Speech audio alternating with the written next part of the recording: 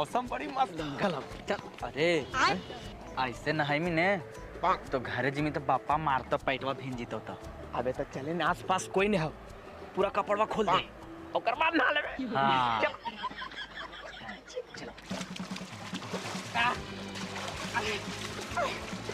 बड़ी मजा लगे तो बड़ी मजा आवा करे। अबे तबे तो काइयो उ दिन बुटलिया ने इतना काहे मस्ती सुनाई तो न हम मस्ती है।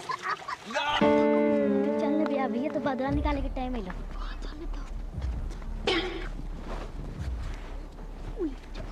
अरे देवा अरे छोड़ रे। अरे भाई बाबा काहे लेके भागे थी बे?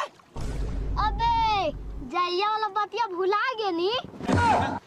माफ कर दे भाई बा, माफ कर दे। अरे तोहनी तो छोटा बुतरू हनी इसलिए मजाक कैलियो बे। हमनी बड़ा ये बेइज्जतिया चल जीते बे। का बे जय